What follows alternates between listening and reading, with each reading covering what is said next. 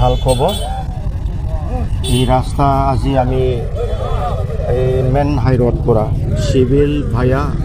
আমাৰ ফাকৰিগুৰিলৈকে যোৱা ৰাস্তা আমি আজি মুকলি কৰিলোঁ কাৰণ সেইটো ৰাস্তা আমাৰ গোসাইগাঁও সাব ডিভিজন ভিতৰত এটা মেইন অফিচ আছে চিভিলিষ্ট STO চিভিল আমাৰ অফিচ গতিকে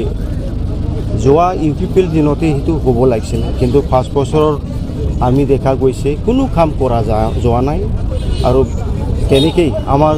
গোসাইগাঁও সাব ডিভিজন অঞ্চলত মানুহবিলাকে সেইখিনি যাবৰ কাৰণে বহুত মানে কষ্ট পাই আছিলে আজি আমাৰ চৰকাৰ অহাৰ লগে লগে আমি এইটো অকল এইটো নহয় বহুত ৰাস্তা আমি আনিছোঁ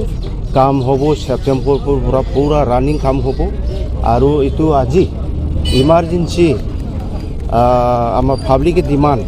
এই পাব্লিকে ডিমাণ্ডৰ কাৰণে এনে পাব্লিক নহয় আমি এনে ৰাস্তাটো ধৰাই আছিলে কিন্তু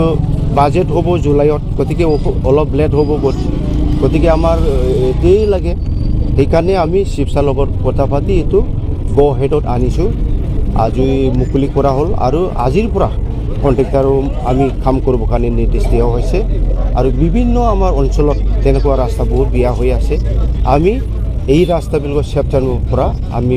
পাই মানে কাম কৰাৰ কাৰণে ষ্টেপ লৈছোঁ মই ভাবোঁ আমাৰ চৰকাৰত তেনেকুৱা